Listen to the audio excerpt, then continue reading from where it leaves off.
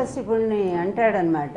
హిరణ్యకశిపుడు పద్దాక వాడు శత్రువు కదా, హరి హరి అంటే అక్కడ అంటాడు. చివరికి ప్రహ్లాదుడు కొడుకు భక్తుడు, మహాభక్తుడు, ఆయన దగ్గరికి వచ్చి ఎక్కడున్నాడు రా హరి, నేను అంతా ఎతికాను, ఆ లోకం ఎతికాను, ఈ లోకం, నా నిద్రలోను, నా మెలకువలోను, నా తిండి తినేటప్పుడు అన్ని వేళల్లో కూడా ఆ హరి కోసమే నేను అన్వేషిస్తున్నాను అంటాడు.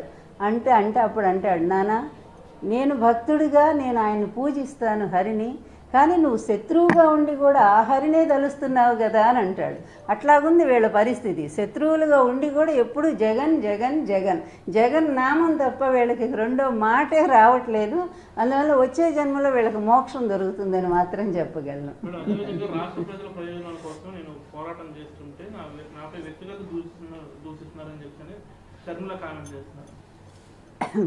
షర్మిల రాజకీయం ఏంటనేది అందరికీ తెలుసు. ఎందుకంటే ఏ పార్టీ అయితే ఆ కుటుంబాన్ని అన్యాయం చేసిందో, ఏ పార్టీ వాళ్ళ అన్నం జైలు పంపిందో, ఏ పార్టీ వాళ్ళ తండ్రిని పేరుని ఎఫ్ఐఆర్లో చేర్చిందో అదే పార్టీ తరఫున, పైగా ఆమె తెలంగాణలో ఉంటానని చెప్పి మళ్ళీ ఇక్కడికి రాబడిందో, ఇదంతా చంద్రబాబు స్క్రిప్ట్ అనేది ప్రతి ఒక్కరికి తెలుసు.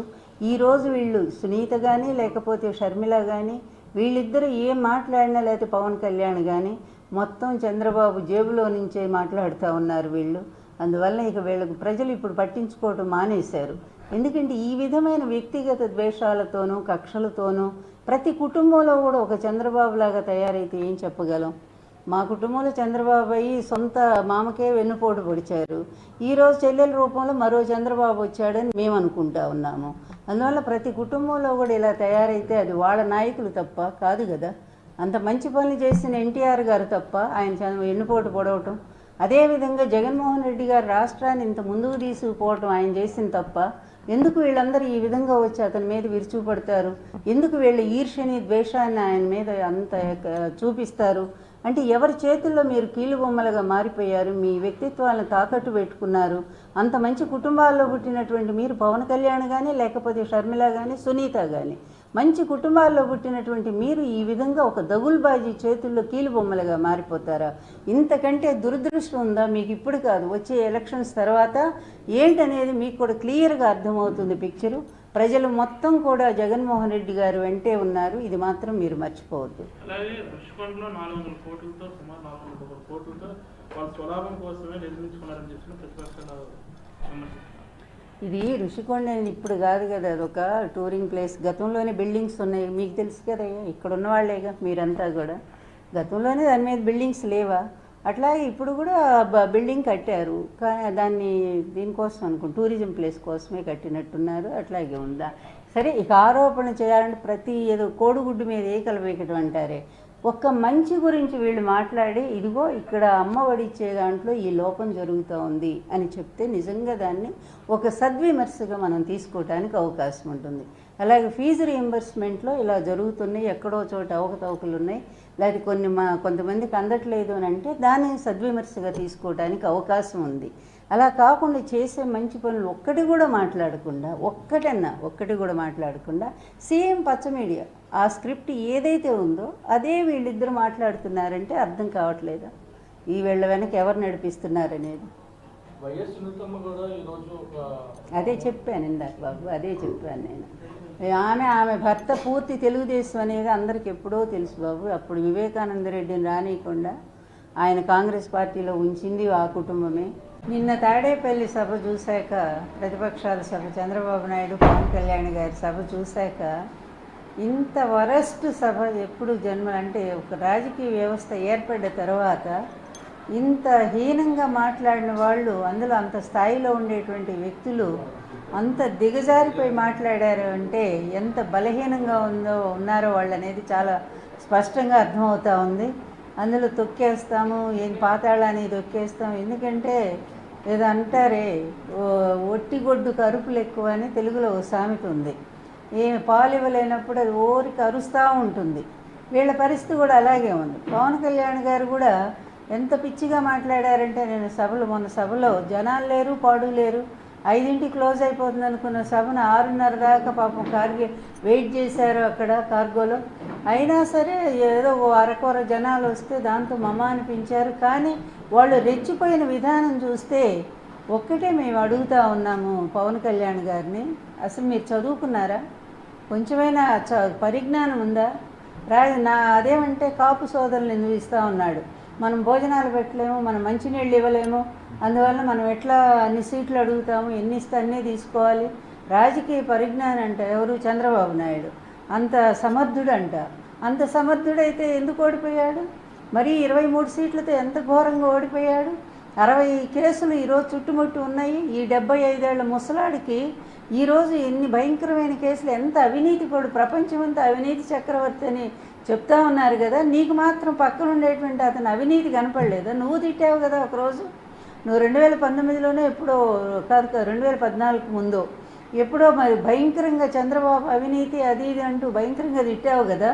అట్లాగే నీ కుటుంబాన్ని, మీ తల్లిని విమర్శించింది కూడా చంద్రబాబు, తెలుగుదేశం వాళ్ళే అని చెప్పి నువ్వు అన్నావు కదా. మరి ఈరోజు అట్లాంటి చంద్రబాబు గొప్ప రాజనీతిజ్ఞుడైపోయాడా? ఆయన మాత్రం ఆలిపేరులో తప్పించుకున్నాడా? ఎంత దారుణంగా పవన్, ఎట్లా మారిపోయావు నువ్వు? మారిపోయి నీ బలహీనతల్ని కాపు సమాజం మీద రుద్దటం అనేది ఒక న్యాయంగా అనిపిస్తూ ఉందా నువ్వు? అదేమంటే బలం లేనప్పుడు ఎందుకని అంటావే? ఒక్కసారి సిగ్గు తెచ్చుకో. బలం లేకపోయినా 9 నెలల్లోనే ఎన్టీఆర్ గారు మరి పరిపాలనకు రాగలిగారు. 9 నెలల్లో పార్టీ పెట్టి ఎలక్షన్లో ఫేస్ చేసి ఆయన ప్రభుత్వానికి రాగలిగారు.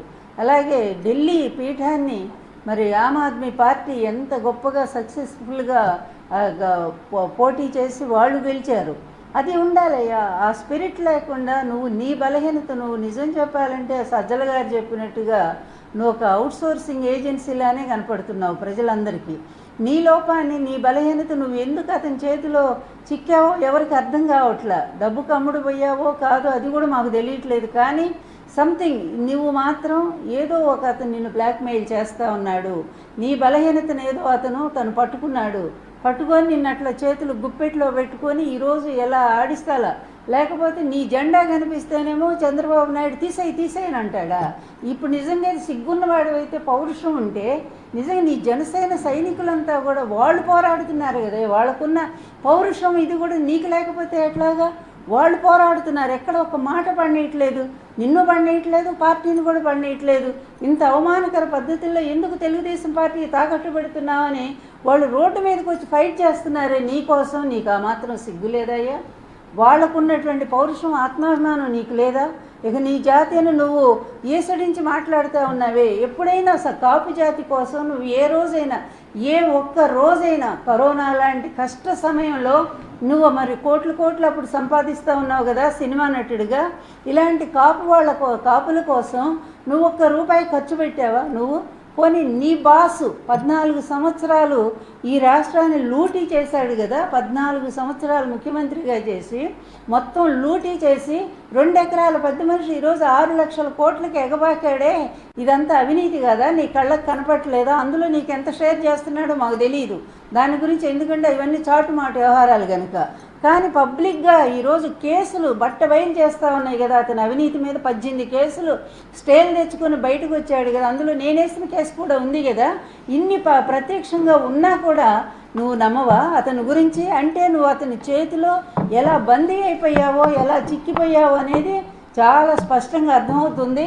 అది ఏ బలహీనత లేకపోతే ఏ విధంగా నువ్వు అతని చేతిలో చిక్కావు అనేది కొద్ది రోజులు అది కూడా బయటకు వస్తుంది. కానీ నువ్వు చిక్కి అతని చేతిలో నువ్వు ఈరోజు కాపు జాతిని అవమానం చేస్తున్నావు. ఇది మాత్రం ఎవరు క్షమించరానటువంటి విషయం. నీ బలహీనతని జాతి మొత్తానికి ఎలా ఆపాదిస్తావు? 24 సీట్లు తీసుకుని నువ్వేదో పెద్ద గొప్పగా భావిస్తూ అతను మనకి ఇచ్చాడు కాబట్టి మనం నిలబడ్డామంటావే.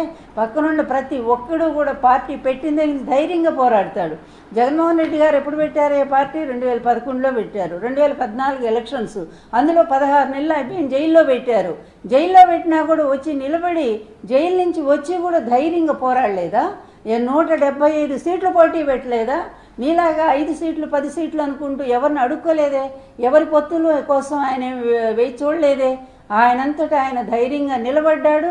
175 సీట్లు పోటీ పెట్టాడు. కేవలం 1.5% తేడాతో మాత్రమే ఓడిపోయాడు. అయినా 67 మంది ఎమ్మెల్యేలని 8 మంది ఎంపీలని గెలిపించుకున్నాడంటే అది గట్స్ అంటే. లీడర్ క్వాలిటీ అంటే వాళ్ళని చూసి నేర్చుకో. నువ్వు ఎట్టాగు లీడరు కాదు, నటుల్లాగా సినిమాల్లో నటిస్తావు, మళ్ళీ ఇక్కడికి వచ్చి బయట కూడా నటన చేస్తానంటే అది ఎట్లా కుదురుతుంది? ప్రజలేమన్నా అమాయకులు అనుకున్నావా? ఆత్మాభిమానం ఉండే కాపు జాతి నిన్ను ఎప్పుడో బహిష్కరించింది. నువ్వు చంద్రబాబు నాయుడు తాకట్టు పోయావనేది ఈ జాతికి ఎప్పుడో అర్థమైపోయింది. అందుకనే నీ సభలకు కూడా జనాలు కరువైనటువంటి పరిస్థితి. తాడేపల్లి అంటే పూర్తిగా ఇక్కడ కాపు ప్రాంతం అయినటువంటి ఈ ప్రాంతంలో చంద్రబాబు నాయుడు వేసిన ఎత్తు ఏంటంటే బ్రహ్మాండంగా నీ జనాలను ఉపయోగించుకొని తనకొచ్చారని చెప్పి చూపించుకుంటూ, చూసారా మా సభ అంత సక్సెస్ అయింది, ఇంత సక్సెస్ అయిందని చెప్పి చెప్పుకో